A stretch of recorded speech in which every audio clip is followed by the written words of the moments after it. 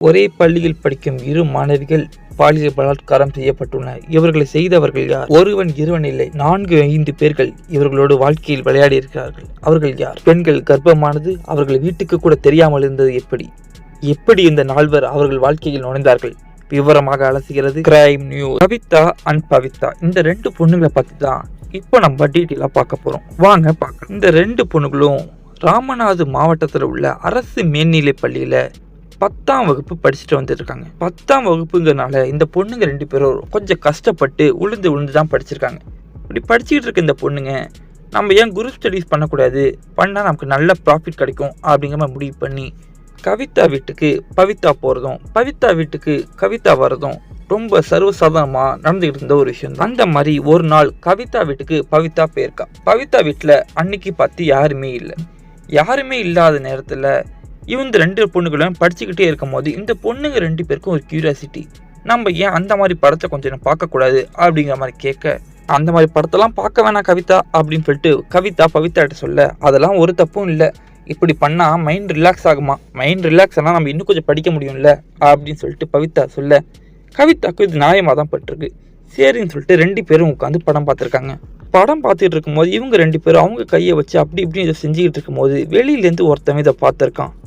அவன் யாருன்னு பார்த்தா பவித்ரா வீட்டுக்கு டேப் ரிப்பேர் பண்ண வந்தவன் இவங்க 2 பேரும் செய்கிற இதெல்லாம் பார்த்துருக்கான். பார்த்தா அவன் சும்மா இல்லாமல் அவன் ஃபோனில் இதெல்லாம் வீடியோவும் எடுத்திருக்கான். வீடியோ எடுத்துட்டு அப்புறமேல் கொண்டு வந்து பவித்ராட்ட காட்டியிருக்கான். நீங்கள் 2 பேரும் அன்னைக்கு செய்கிறத நான் பார்த்துட்டேன், உன் கூட இருந்த பொண்ணு ரொம்ப நல்லாவே இருந்தா, அவளையும் கூட்டு வா, நீங்கள் 2 பேரும் என் கூட சேர்ந்து ஒன்றா இருந்தீங்கன்னா இந்த வீடியோவை நான் யார்ட்டையும் காட்ட மாட்டேன், இல்லைன்னா இந்த வீடியோவை எல்லார்ட்டையும் லீக் பண்ணிடுவேன் அப்படிங்கிற மாதிரி இவன் பவித்ராவை மிரட்ட, பவித்ராவை என்ன செய்யறது ஏது செய்யணும்னு தெரியாமல் பயந்துக்கிட்டு ரூமுக்குள்ளேயே உட்காந்துருக்கா. அப்படி உட்காந்து இந்த பவித்ரா வெளியே வரப்பெல்லாம் இவன் அப்பப்போ அந்த பொண்ணை சீண்டல் பண்ணியிருக்கான்.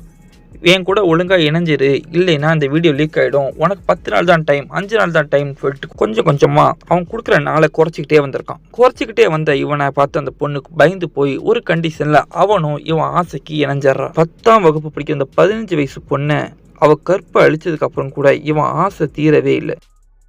மேற்கொண்டு கவிதாவையும் வேணுங்கிற மாதிரி பவித்ராட்ட கேட்க, அதெல்லாம் முடியாது. பவித்ரா அந்த கிளம்பர்கிட்ட சொல்லியிருக்கா.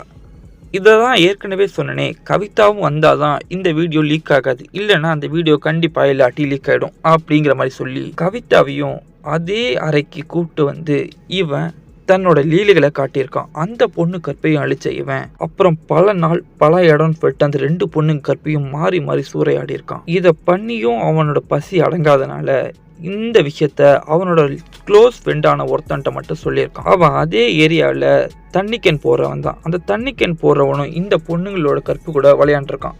இந்த தண்ணி கேன் போடுறவன் ஒரு மளிகை கடைக்காரன்ட்ட சொல்ல அப்படின்னு சொல்லிட்டு 3வது ஒருத்தனும் உள்ள வந்து நுழைஞ்சிருக்கான். இப்படி தண்ணி கேன் போறவன், வீட்டில் டேப் ரெடி பண்றவன், மளிகை கடையை வச்சிருக்கான்னு சொல்லிட்டு 3 பேர்கிட்ட இந்த பொண்ணுங்களோட 2 பேர் கற்பும் மாறி மாறி சூறையாடப்பட்ட நிலைமையில இந்த மளிகை கடைக்கார வச்சிருக்கவன் தன்னோட இன்னொரு ஃப்ரெண்டையும் கூப்பிட்டு வந்து மொத்தம் 4 பேர் சேர்ந்து இந்த 2 பொண்ணுங்களை சூறையாடி இருக்கானுங்க. இது சும்மா 6-7 மாசம் தொடர்ந்து நடந்திருக்கு. இப்படி நடந்துக்கிட்டு வர ஒரு நிலைமையில தான் பவித்ராக்கு தீராத வயிற்று வலி வந்திருக்கு.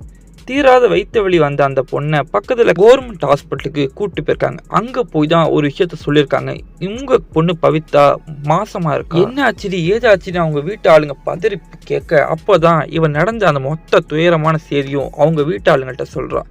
இதில் கவிதாவும் சேர்ந்துருக்கானா, அப்போ கவிதாவுக்கு என்னாச்சு அப்படின்னு சொல்லிட்டு கவிதா வயிற்ற ஸ்கேன் பண்ணி பார்க்கும் போது கவிதா 3 மாதம் முழுகாமல் இருக்கான்னு தெரிய வந்து உடனே அவங்க வீட்டு ஆளுங்க பக்கத்தில் இருந்த பெண் காவல் நிலையத்துக்கு போயிட்டு இவங்க மேலே கம்ப்ளைண்ட் ஃபைல் பண்ணியிருக்காங்க. கம்ப்ளைண்ட் ஃபைல் பண்ண உடனே போலீஸ் இவங்க 4 பேரையும் அரெஸ்ட் பண்ணியிருக்கு. 4 பேரையும் அரெஸ்ட் பண்ண இந்த போலீஸ் அவங்க 2 பேர் வயிற்றுல விளையாடுற அந்த குழந்தைக்கு காரணம் யாரு அப்படிங்கிற மாதிரி தேடிட்டு வந்திருக்காங்க. இந்த நிமிஷம் வரைக்கும் அந்த வயிற்றுல இருக்க குழந்தை யாரோடதுன்னு யாருக்கும் தெரியல. யாரோடதா இருந்தா என்ன, போன இந்த கற்பும் திரும்ப போறதில்ல, வயிற்றுல அந்த குழந்தைக்கும் ஒரு நியாயமான தந்தை கிடைக்க போறதே இல்லை. இவங்க செஞ்ச சின்ன தப்பு இவங்க வாழ்க்கையே திருப்பி போட்டுடுச்சு. அதனால ஒரு தப்பு செய்யறதுக்கு முன்னாடி 1க்கு 10 வாட்டி தயவு செஞ்சு இதோட இந்த கிரைம் நியூஸை நம்ம முடிச்சுக்கலாம். அதுக்கப்புறம் புதுசாக வேற ஒரு கதையோட நான் உங்களை வந்து சந்திக்கிறேன். அது வரைக்கும் உங்கள்கிட்டேருந்து விடை பெறுவது உங்கள் கிரைம் நியூஸ் சேனல்.